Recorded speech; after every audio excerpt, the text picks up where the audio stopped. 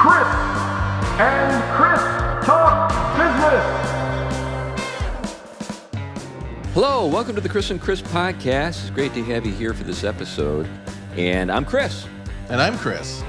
We're both named Chris. It was really a creative sort of idea to name the show Chris and Chris. Anyway, we talk business. And we're joined today by a friend of mine named Adam. Adam, it's great to have you on the show. Why don't you introduce yourself and tell us a little bit about where you are and your family and all the rest of it. Yeah, well, thanks for having me on, fellas. Adam Madden, and we are in Brigham City, Utah. So that would be the northern part of Utah. We've been out here doing mission work, church planting, pastoral labors for about the last 15 years. My wife and I have been married, 28 years in June. And so she, of course, is a daily reminder of God's kindness. We got 9 kiddos, ages 24 to 10. So let's see. We kind of have a unique story there, Chris and Chris. It won't be hard to remember our names. I love that. I need all the help I can get. We had our sixth baby, and shortly after that, we ended up adopting a little boy.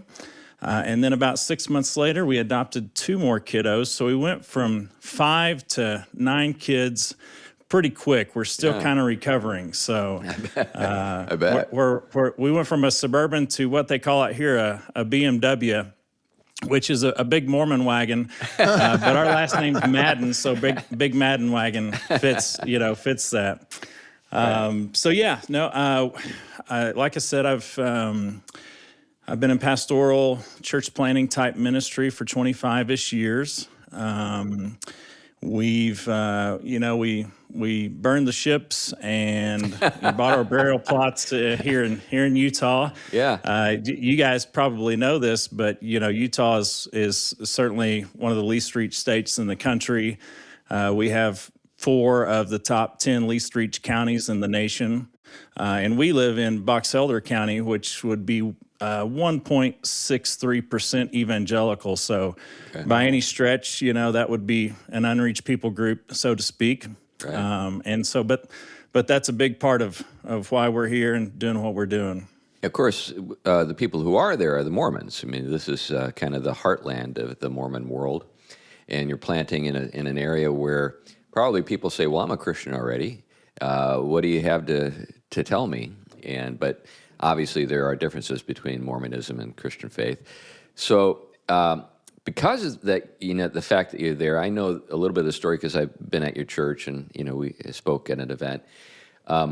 You had some practical challenges in terms of how do I feed 9 kids? It's a lot of groceries. Yeah, that's right. And you have a slow growing situation to deal with in terms of a church. Yeah.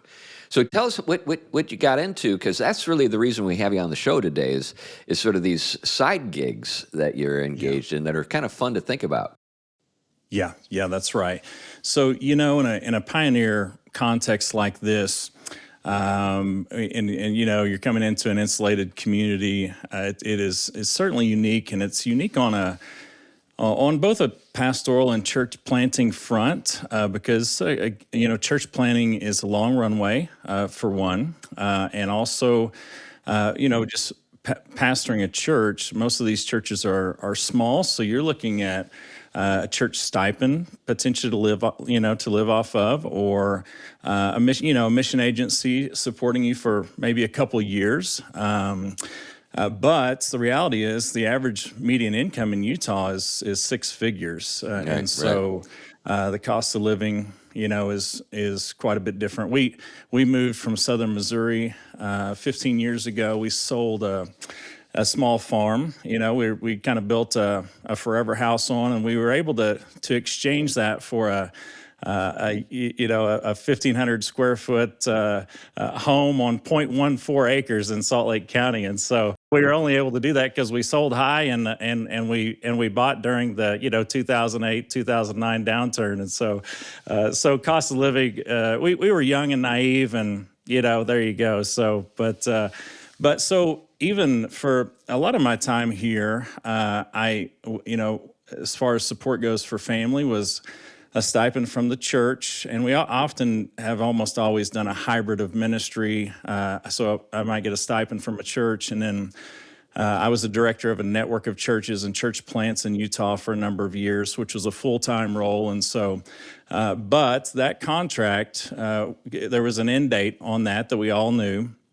And so we had been kicking around family business, family integrated business in particular, as our kids were getting older. And I mean, again, I am serious when I say when you move here, this is probably not a 5 or 10 year thing. Like it's a 100-year vision, so to speak. So we are hopeful that our children will participate in this mission as well, a multi-generational endeavor. And so with that said, we were kicking around business ideas. I grew up on a cattle ranch, and so that doesn't help in the city so much, but I have a background with animals.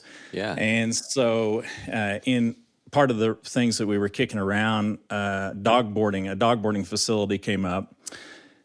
And so as we were investigating that, sure enough, there was a facility in our hometown.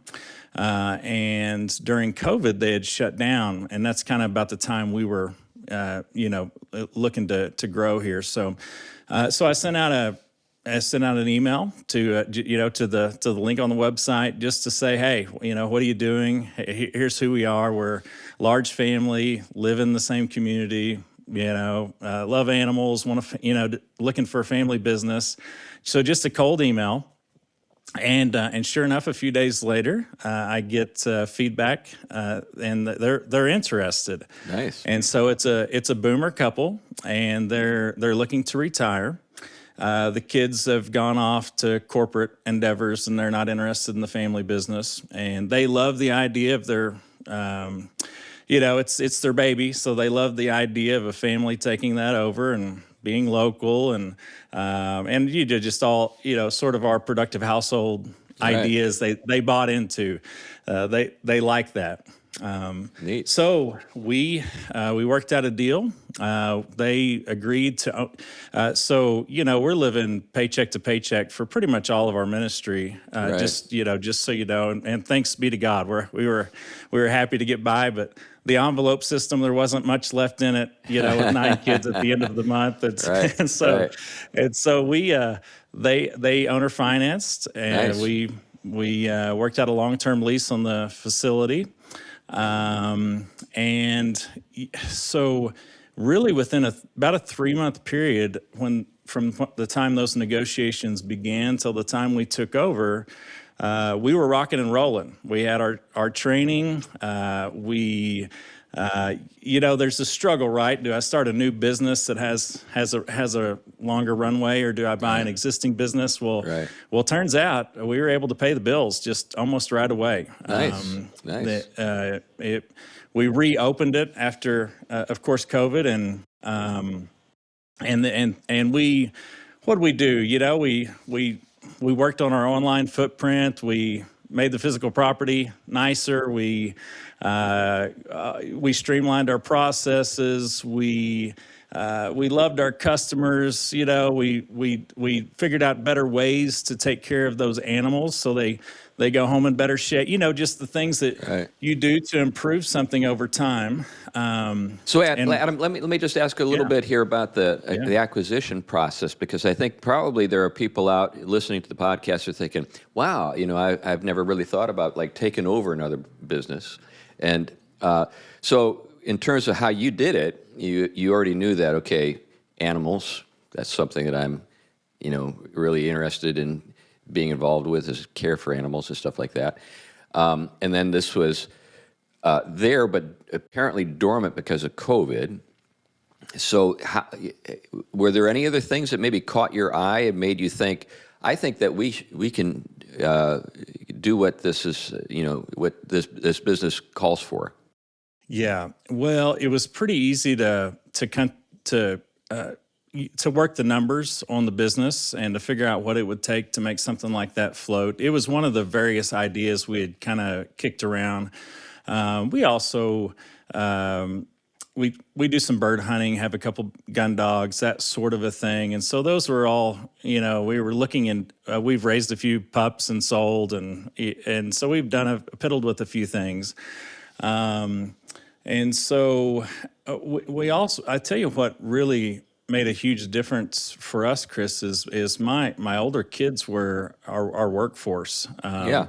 And like I had a bunch of employees right from the get-go, and they all shared my last name. And I want to honestly, it wouldn't have happened without a kind of a family integrated mindset and the timing. And so. Yeah, and it just in God's providence, things were opening back up. They were ready to get out. They had some health situations, and in some ways it just fell in our lap. We were working toward it, but if you look back and think, wow, this was the kindness of God. So in terms of like the acquisition, the owner financing and that kind of stuff. Yeah. So I'm assuming you didn't have like this huge bank account where you were ready to buy something with cash, but you decided. No, that's right. But yeah. I'm assuming you had maybe owner financing in mind from the start. Yeah, that's what we were pursuing. That's right. As far as an existing business goes, yes. We were just kind of out shaking the trees, and it just so happens this was one of the first trees we got a hold of, and they bit. And so we were just honest up front. Hey, look, we don't have a lot of money up front. We were in a good position though, debt wise, and they were concerned about some of those things, right? Sure. So we were in a good place there. I still did have income, and so we could survive for a few months, going slow, and really even longer than that. But yeah, so they were concerned about some of those things. We worked. We did tax stuff over the last couple of years. We worked with a couple lawyers to write up those things. But it was, that was a first for me, and so it was a lot easier than I expected. Well, this would be good to dig into that. Yeah, let's dig into this a little bit, because I think from their perspective, they don't want somebody that's acquiring the property in a note that's got like maybe $2 million worth of debt. Sure. that's behind the scenes somewhere. But that means you need to be willing to disclose some personal information. That's right. Yeah. We had a number of meetings just going back and forth on some of those things. Yeah. We developed a runway. So we of course, they did an owner finance on the loan, and we leased the property because we at the time not in a position to purchase the property, right? And so what happens is they also want it to work well for us, and so they gave us a runway. I think it was 4 or 5 months of no rent, for instance, to kind of make sure it goes well. Yeah. From the beginning, we just nobody was sure how quick things would take off. Right. But what happens is for them, it does take off. And of course, we're going to be good on the word one way or the other. But it does take off, and immediately they're getting a retirement. So essentially, they're getting a nice monthly payment, and we've been doing this for years now, and it's been a great situation for both of us, especially under the circumstances where I didn't have a lot of capital to front. Right. I got a question. Were there any other team members or staff when you acquired it, or was it just you and your family that staffed it? That's it. Okay. Yes. And that kind of in our last episode we had, and as any entrepreneur, when you're starting a business, where do you get your staff? Right. Well, I think this is one box you can check. Like, Yeah. you can grow your own staff, essentially from your own genes and your own name, and it's a strategy. I actually kind of like it. Oh yeah, it is. And when you think about, you obviously know your kids, and you know their strengths, their weaknesses, what you think they could do, what they're not able to do, and all that kind of stuff. So you're realistic about, what you're going to get from them. You're aligned. You're physically aligned in the sense that you live together. You're going to know all the. I mean. Well, but this brings we up all an want it to work. Yeah. But this brings up an interesting point. So when it comes to the, say, family work sort of lines, How did that develop? So I imagine there are times where you're just like, we're not going to talk about business right now. We're just going to be doing stuff or whatever. How did that work Yeah. out for you? Yeah, so we're a homeschooling family anyway, so the rhythms of our life were kind of that way. And I was always dragging my boys with me, even as like in church life, or when I was a director of those churches, I would put on seminars or whatever. And the boys were always with me. They're in the corner drinking hot chocolate or whatever and doing their schoolwork while I'm in a meeting. So that our that sort of rhythm of life didn't change for us. And so I had I had 3 teenage boys at the time.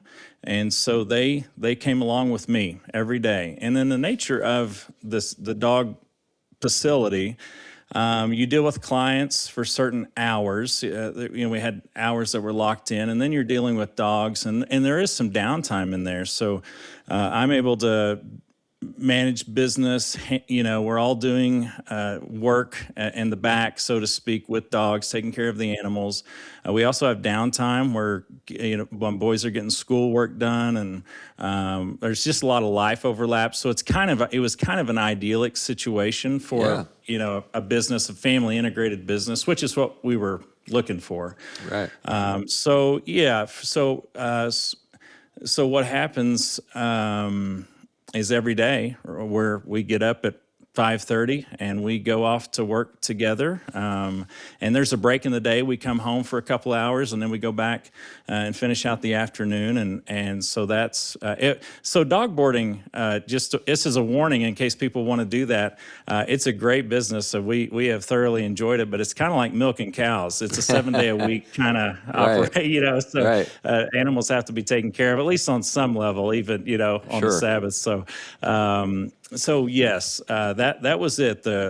We were already flexible in our life rhythms because of homeschooling. My boys were older, and so we just built a business together. So it's kind of business 101 for all of us. Yeah. You kind of made me actually. What happened? Do you guys go on vacation? Like, how does that work? Do you bring all the dogs with you? Like, you fly to Hawaii? Not for the first couple of years, Chris. Yeah, we just worked. Yeah, no, I love that. I think that is part of the entrepreneur journey. Is right. You literally 7 days a week, 16 hours a day, you're working. And keep in mind, we're also we're together all the time. Even the rest of the family. There's a lot of, because we're right here in town. There's a lot of overlap. And I'm pastoring a church at the same time, so I have another co-elder in that endeavor, and we split work, and they're doing similar things, and but I will tell you this about at least a pioneer mission field. It's probably like this anywhere, but in our context, so in this particular community we live in now, we've been here in this area 10 years, and so. For the first 5 years of that, I was doing ministry type stuff all the time. That we didn't have a family business, and of course when you're church planning and things like that, you're just involved in the community. You're at events. You just are meeting people. You're working. You're working your community. That is the point, and so. I would say so. Pretend like 5 years. Within about 5 weeks of owning that business. We knew more people, were more attached to the community. Right. And I'll say this, people love to see family businesses, or at least in this LDS culture, they love the idea of multi-generational family. So it opens eyes when people walk in and my kids are working beside me, and, just the whole, but long story short, when we walked into Walmart, a month after owning the facility, we knew people that we didn't know before. Yeah, I think that's a huge selling point for this sort of thing. You and I have talked a little bit about the future of pastoral ministry and how this may be the future for a lot more of us than had been the case in the past. And I think sometimes people think that's something of a downgrade, but you and I know that tent making originally wasn't a way to get into a limited access country. It was actually a way to self-fund your ministry that the Apostle Paul used. And I think we're going to find more and more of that being sort of like just a given in the days ahead. But what you're saying is that this is actually a plus in another way. It's not just a way to self-fund, but it's also a way to connect with the community in ways that you don't if you're not doing this sort of thing. You bet. And there is a reality in this area. So, I've worked with pastors and church planners ever since we hit the ground, 15 years ago.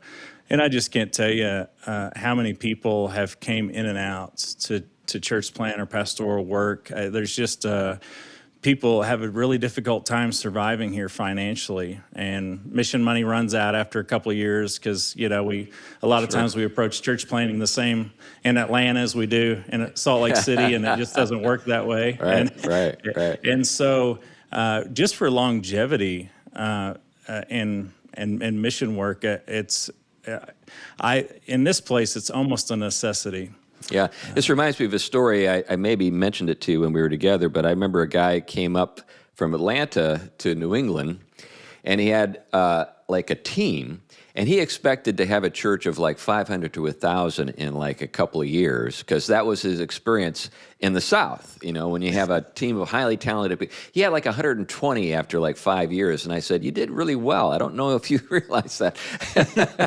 But he felt it deflated. He felt like he had failed or something. I was like, "No, this is success in New England." Right. So now we know that you've got more than the dog kennel now. You've got other things that are going on. So how did that all come about? Yes. Great question. So a couple of years we worked hard at that dog kennel, maxed out that facility. I had an older son that I was looking to bring. He was actually in Moscow working at NSA, marketing, graphic design, that sort of thing. And so I also had a son-in-law on the way. And so we leveraged all our cash during that time. There was more money left in the envelope, lo and behold, than we had experienced in prior years. And so we saved that cash, opened a second facility, a dog boarding facility, of which each of those older son and son-in-law each manage those and do various other things. But so that happened within a 4-year stretch. And in the middle of that, Chris, because I have a background on the farm, I had kind of longed for that for my children to experience some of that. And what I mean by that is calluses and, productive sweat and cattle and chickens or whatever. But land is outrageous. The idea of us owning, a decent sized property is a long shot.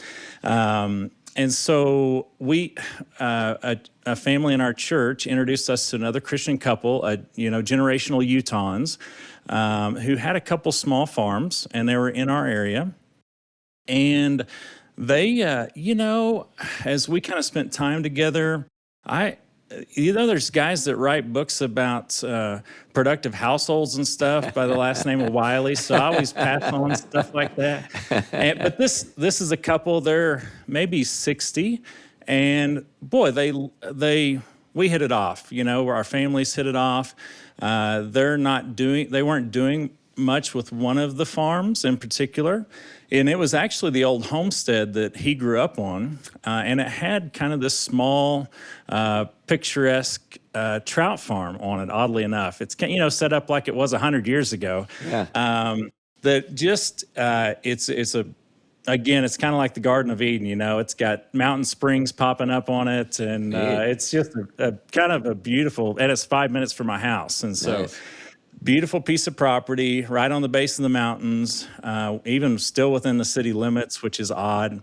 And water's hard to come by in the high desert. So it's, everybody's fighting over it. But anyway, so we ended up, we thought this would be a good educational piece for our children to raise some things and maybe even learn some aquaculture. That was quite a deal.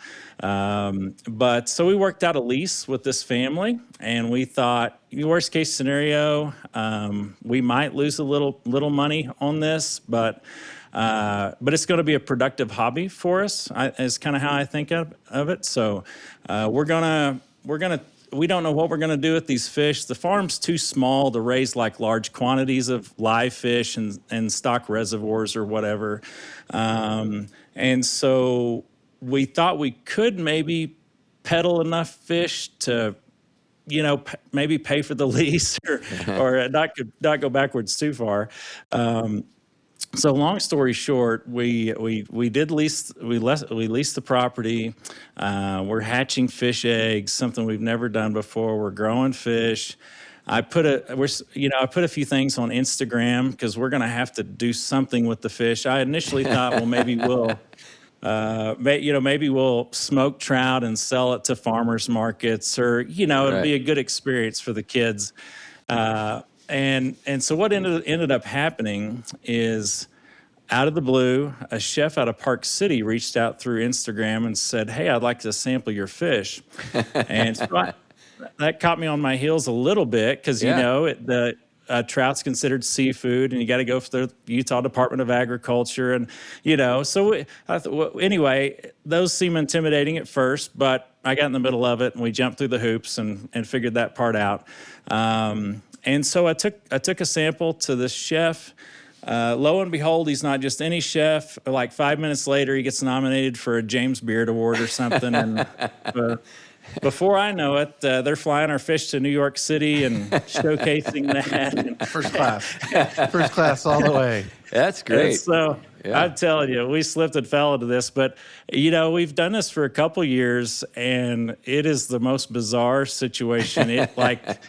The farm is a household name in northern Utah. It's considered like a boutique. You're high end now. You're high class. This high end chef. Yeah. And so like last night, we get invited to events that we shouldn't be invited to with influencers. Where they're showcasing and so your forth. fish. Yeah. So so now I can't keep up with demand. Yeah. We became a chef focused farm. We can't keep up with demand on fish, and it's actually just another business now. Right.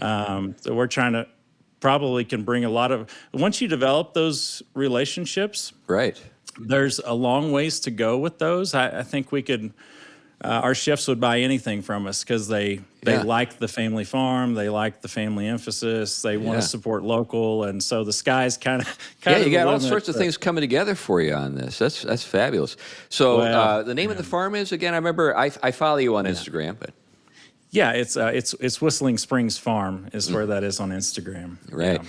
So everybody out there listening to us, you need to go on Instagram right now and look up Whistling Springs Farm. But you post some fun stuff, photos of you and your wife, but also the kids working with things, and then at the gala events that you're invited to, that and where your fish is being eaten, that kind of stuff. That's great. I'm curious, are there products that these chefs are asking you for that you would possibly be interested in? Like, is it more trout, or are there other things that you're like, I think we could grow? I don't know. Yeah, there's, I think mom and pop, because regenerative, local, all those buzzwords are coming together right now. That's where we,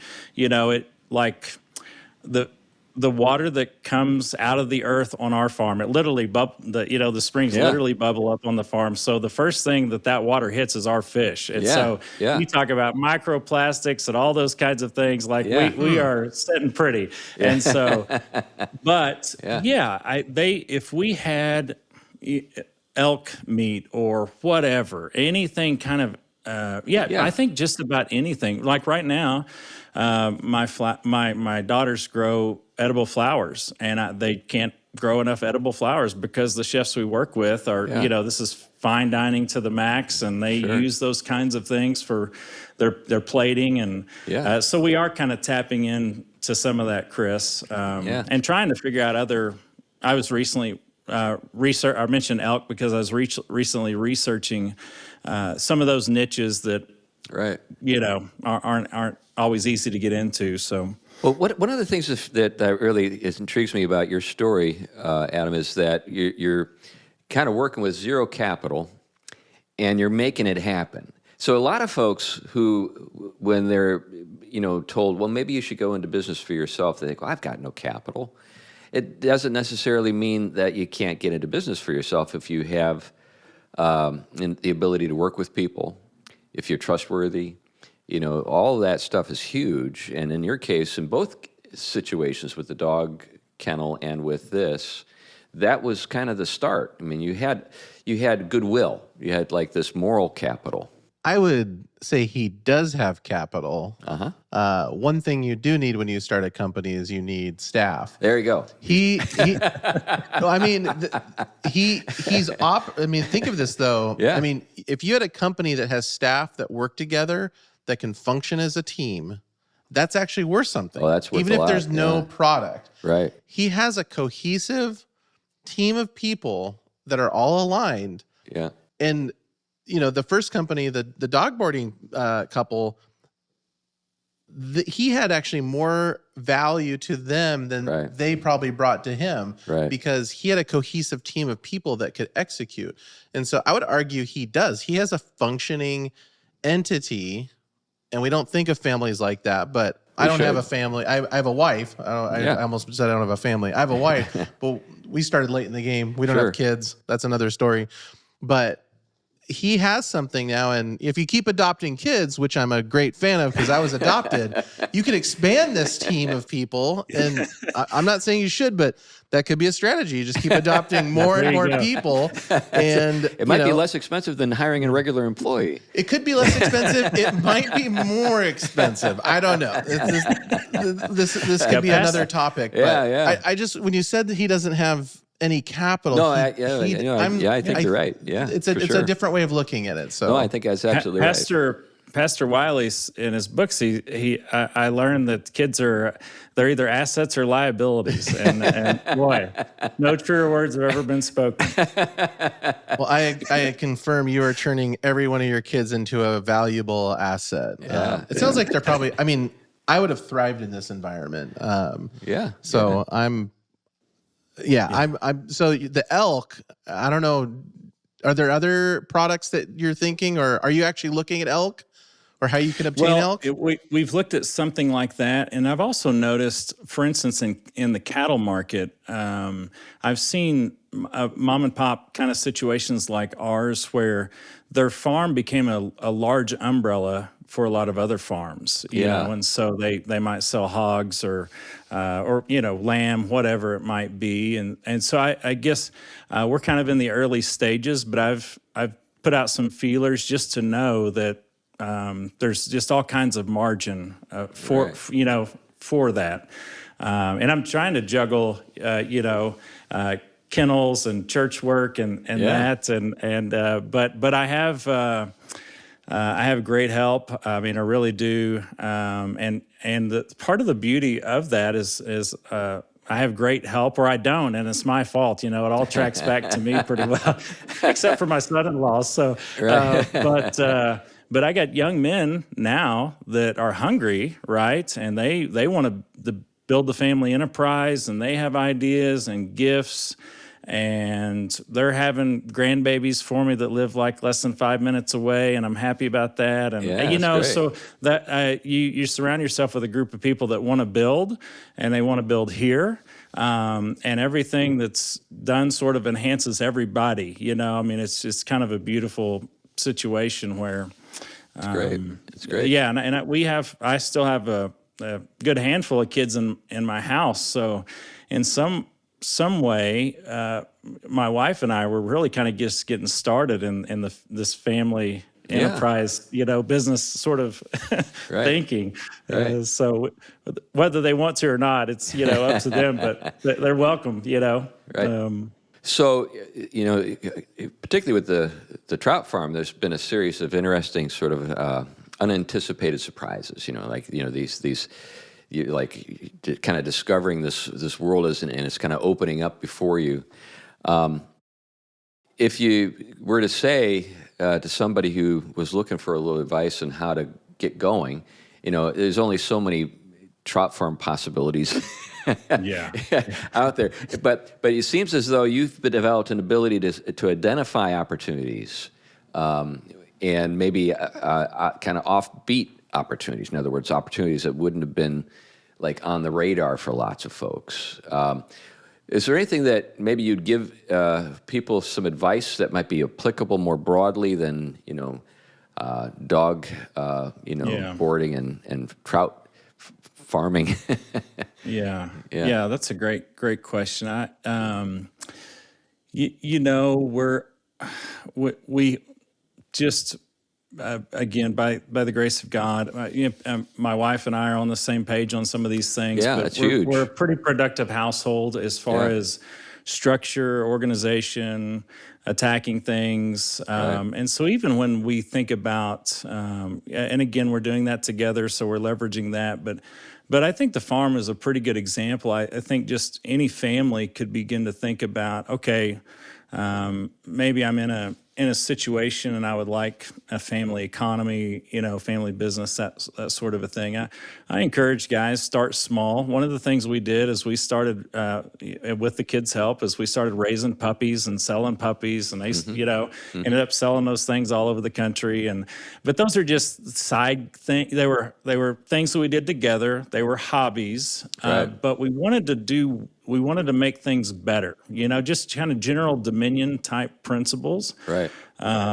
We think through not only my gifts, but maybe the gifts that, like my oldest son he's an IT guru and musically inclined. And then others are, I call one son my foreman because he's just a jack of all trades, and he can go in any direction. And so I think for us, it's kind of like church life. I think, a church is many stones. We're built together. Everybody has kind of different gifts and desires, and it's very similar to me, like in a family, to identify that and fan the flame in each one of those. And honestly, I never thought I was a businessman, so to speak, and I think I have fell into some things by God's kindness. Right. But we're always just willing to work, and Right. get up and get after it. Now, when it comes to you working with your wife on these things, was it always just sort of like an easy process, or were you, because maybe wired differently, we're looking at things a little differently at times? Yeah. I think good communication lines are, in order there. And we've had those things. And pastoral ministry, church planting kind of prepares you, especially church planting, right? It prepares you to take risks. So you got to have some risk tolerance, I think. And she sure does. I don't pretend to think that everybody might. But boy, she's followed me through some difficult decisions. Yeah. So, but we're working toward. We love seeing our adult children, and within the same sphere, and being around those grandbabies and things. There's just a lot of perks with the direction we've headed. Yeah. Yeah, but I think it helps. We've had some training in risk tolerance, and so that was probably helpful for stepping out. So in other words, the risk tolerance had already been demonstrated with the church planting, and then going into these other things was not as, say, a big step as maybe if you had been just a corporate guy bringing home a check and she was expecting that. Yeah, for sure. Yeah. I think you minimized, I think, your entrepreneurial journey a little bit. It didn't offend me, but I think you said, I don't know how you said it. I'll have to rewind it, but I think he said, I don't think I was a businessman, but I don't know, man. Your first go, you negotiate a deal to acquire a business. You successfully run that business. You scale that business. You build teams around the people to do that. I think these are like core qualities in a businessman. And then you started another endeavor. So I think you do have the grit. I would challenge you to not say what you said. Okay. I don't think that is truth. I You're would a say it that way. Rebuke, take it. Yeah. Yeah. I tell you, it's easy. And of course, things,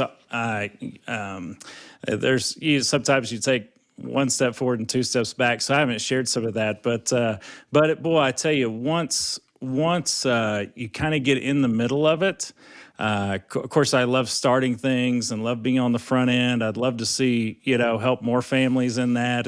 And so, boy, once you scratch that itch, it's hard to fight. So Sure. Well, and we'll see. I'm trying to think of which examples I'd want you to pull. You said, one step forward, two steps back. I don't want to hear all the bad things or all the mistakes that were made, but maybe what was the funniest mistake or whatever mistake you want to share, but is there a funny one that you laugh about along any of these journeys of the fish, the trout farm or the dog kennels? Oh, yeah. Well, I give you one example, and it's I'm not sure there's a whole lot to be done, but about the time the trout started to ramp up, I mean, kind of at the pinnacle, I had about 2/3 of the farm die. So it takes a hot minute to grow those fish out. Things of that nature. You don't. First couple years in the dog kennel, boy, I mean, we really did. We worked 365 days a year. Sure. And had we not been doing that together, there's some challenges that could have birthed, I think, as a family. You need rest. And so there was certainly some naivety in some of that. Now, I want to know a little more about the die out. So what happened with the fish? Yeah, so our water flow actually went down, and there's a few things going on there, and there's some mediators in the mix. Water tables change and things happen, but this was kind of a unique situation. And the short side of it is the water wasn't flowing at a rate. So the water on the farm is 58 degrees, which is idyllic for growing trout. But you also need movement, and it's a gravity fed farm, meaning there's no electricity or pumps, and so you got to create oxygenation, and that. You need flow. And so our flow goes down. And then what happens is, in this situation, is those fish will get parasites lodged in their gills. And if they can't get those flushed out with that water, then you got to protect those gills. And so we had kind of a perfect storm happen. And grab a hold of especially a lot of those bigger fish that were ready for market. So that adds up pretty quick. Yeah. You said a quick minute, but how long does it take from hatching to harvesting a trout? It's about 18 to 20 months. They'll grow about an inch a month. But that's, that time frame is, a lot longer than cattle or pigs or that sort of chickens. Thing. So definitely more than chickens. Yeah. Yes. Yeah, for sure. Yeah. So, but all is well, we recovered, and the thing, relationships with chefs, they're so kind, they're thoughtful, they understand, and they're just like, hey, how can we help? How can we be supportive? Just keep us in mind if they come back. And anywho, do you guys do anything with the water after it's used, I guess, for the fish? Like, if there's this flow, like, where's it going after? It originates on that property, and it just keeps going down to the. In this case, it would be farmers on down. Okay, so they're getting essentially all the fish poop in their water. The nutrients. Right. Is there a way? I mean, could you get that fish poop back out? I feel like that's valuable. Yeah. Well, we do have to clean out our ponds and raceways regularly. And so, and that's what we're doing. We're getting that out, and we do compost that. So like my girls will be using that in flower beds and, those the edible flowers. Fish compost. Fish compost is really rich. And of course, again, you're loving the regenerative, all the good, all the good. It's just, you're just maxing stuff out. So it's really great. God's design is really amazing on some of that. Nice. So, do you have anything in store that you're thinking about? I mean, you've got this. Other than the elk farm. Yeah, other than the elk farm. Yeah. Do you have anything else that you're kind of thinking about? Maybe like as the next sort of phase of the development of the overall enterprise?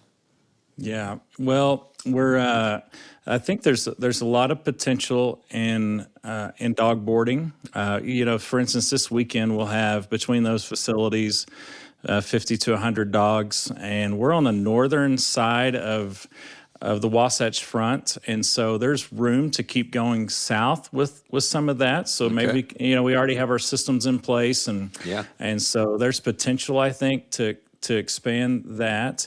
We're working right now just maximizing those facilities to their potential, and if they do, as they do that, they do well, and so which would generate more cash flow for something of that nature. And we're the farm is really the same idea. I'm on the front end of thinking through that. How best to use time, resources. So we're just kind of in both the ventures that you're involved in, you're kind of enjoying some sort of like a cultural movement. So, for example, everybody has a dog anymore. There's this world where people look for the comfort of an animal, maybe because they're single and don't have anybody else and that kind of thing. And you're boarding them when they're on vacation or during the day when they're working, or how does that work?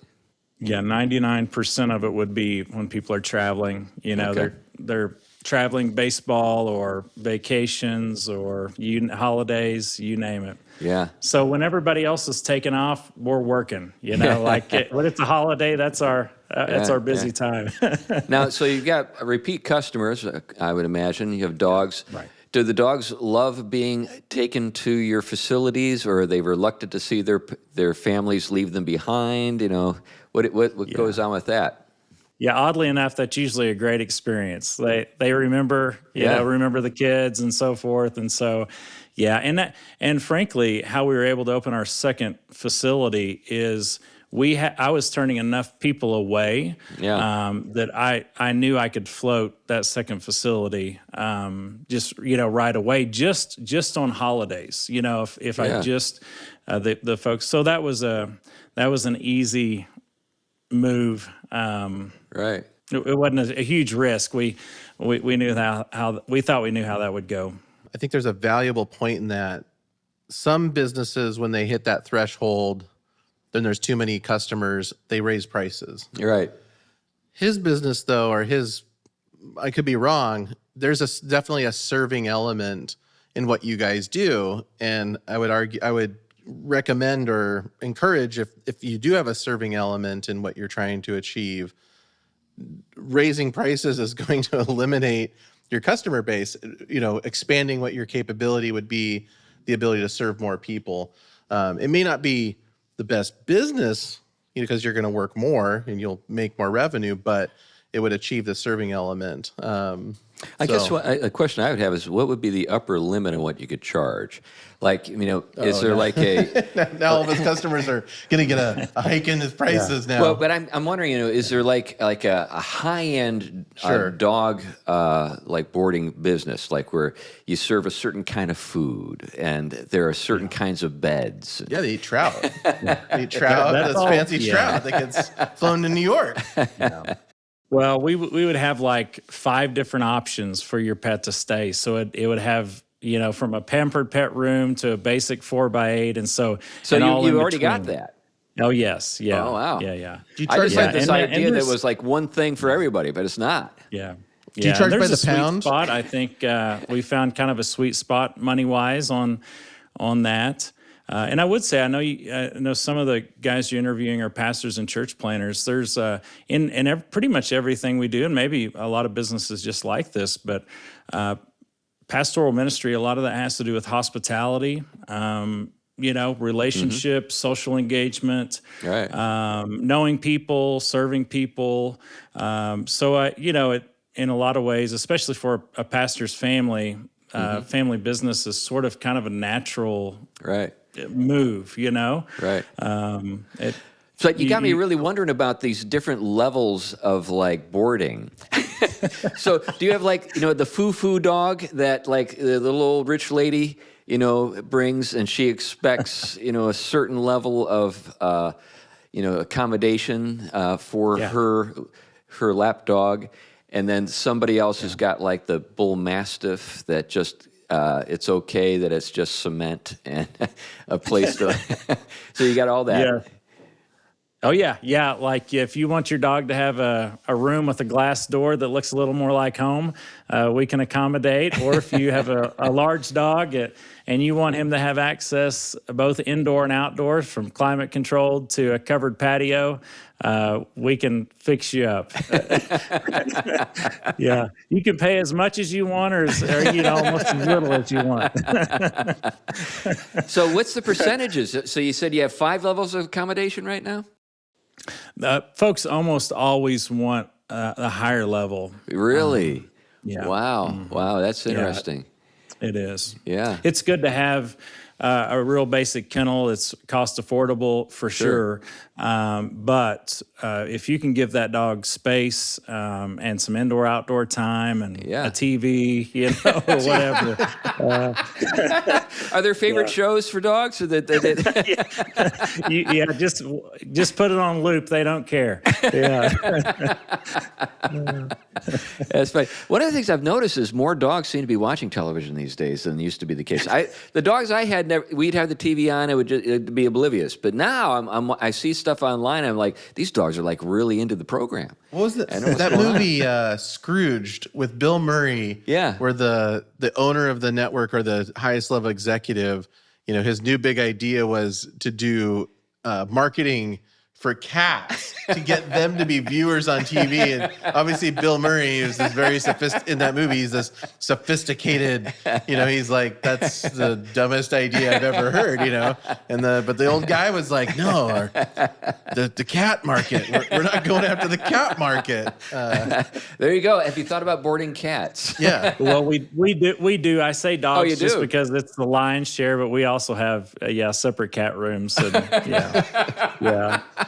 Cats are even easier than dogs, maintenance wise. They like to keep to themselves. They clean themselves. That's right. Yeah. Right. That's right. Yeah. Yeah. Well, this is fascinating stuff. So when it comes to the pastoral ministry, kind of getting back to where we started, what do you think we need to do to help more guys do what you're doing, who are engaged in pastoral ministry? In other words, I don't remember anything back in my days in seminary when the subject of church planting came up where they'd get into this at all. And what are your thoughts on that? Well, I think guys like you have brought some great attention to this. There's, some of the things you've written and so forth. But when we first came to Utah, that was helpful for me because, we were dealing with mission agencies and various things, right? And so back then, this was kind of this was a place where people came to die, not in a good way. It would eat people up and spit them out. And back then, as I was just thinking about what would be the most helpful for pastors and church planters on a pioneer field like we're in, it wasn't so much training in missional aspects and so forth. Actually, what I thought is our approach to North American missions wasn't super helpful for a place like this. What we really needed to do was learn from international missionaries, because, like you said earlier, they have you have to have a business platform or whatever to even be in some countries, and so actually part of my my attempts in being helpful here were to bring in like international missionaries and so forth, and let's talk through that. And what I actually thought would be helpful in the States would be, instead of sending a group of pastors out here on vision trips and so forth to try to get their churches to get behind as givers, and instead, I wish what we wanted them to do is send us businessmen, who would sit in a circle with us. And most of these church planters and pastors, they're go-getters and have that entrepreneurial flavor. At risk, they're not risk averse, and but would you have businessmen back in your churches thinking about how you might be able to support a family in, the Northeast or whatever, and maybe there's maybe you have a great business idea that we could capitalize on here. It wouldn't affect you, but you could coach us and, bring us along. And so I think those things could be helpful, and probably what you guys are doing is maybe you're already doing that. I don't know, but well, there's certainly a part of that what we want to do. One of the things that we've been talking a little bit about is the relationship between the Christian faith and entrepreneurship and stuff. But we're also going to have other people like yourself, Adam, on the show.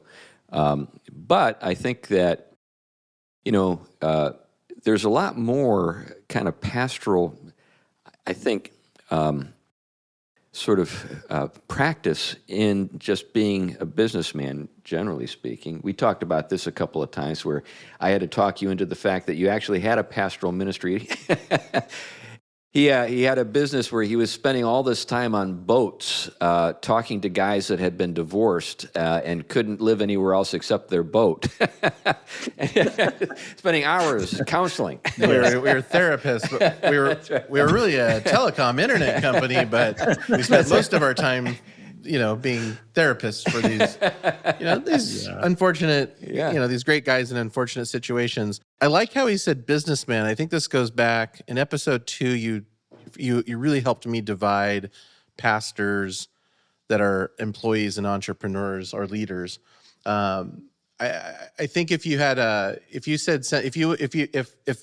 Adam reached out and said, send me your pastors, it's possible he could get pastors that are employees, right? More money. And they come out to to experience this, and it doesn't gel. It doesn't work, because those employee pastors, they want to study, they want to preach, they want to, possibly provide therapy or counseling, but they're not the entrepreneurs. Where if you phrase it, businessman, right? You're going to get businessman, and some of those are going to have the pastoral mentality. And so I love it. I mean, I think, have you ever thought about doing that? I mean, maybe doing some kind of event for guys who are like church planters, and basically the appeal of the event would be learn how to start a business that supports a church, that kind of thing.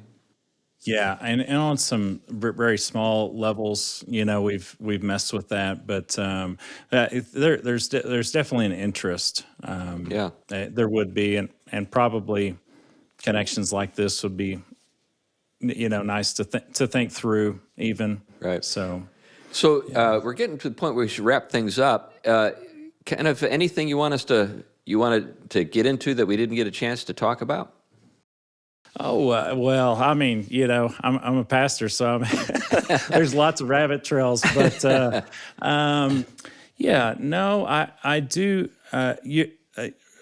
Chris, you've done a nice job, I think. I listened to your previous episodes and just bringing to light that it's been I've been in pastoral ministry for about 25 years, and oftentimes, I'm from the Bible Belt originally, and so oftentimes guys that were bivocational and so forth, they were kind of seen as second-class citizens a little bit. That it's just you come out of seminary and you got to have a pulpit, and that's all you do. And like I think you just mentioned the employee kind of aspect, but where I'm at, that's changing. That's changing drastically, and not to make light of pastoral ministry, because there's plenty of demands, and that's the other thing, trying to balance business and so forth. Which, in my mind, why it's helpful to have multiple elders that can help and share responsibilities. But nonetheless, that.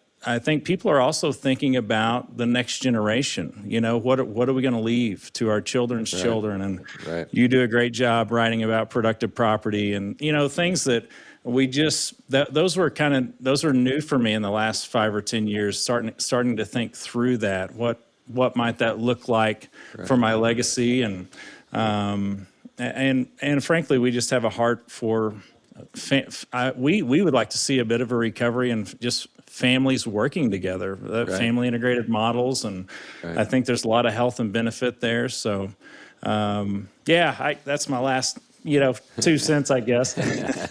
So how can people follow you? I know we talked about your Instagram page. Or any other places where maybe people can learn about what you're up to? Yeah, that's the best place. Ellie's Pet Hotel is also the would be an Instagram that they could follow.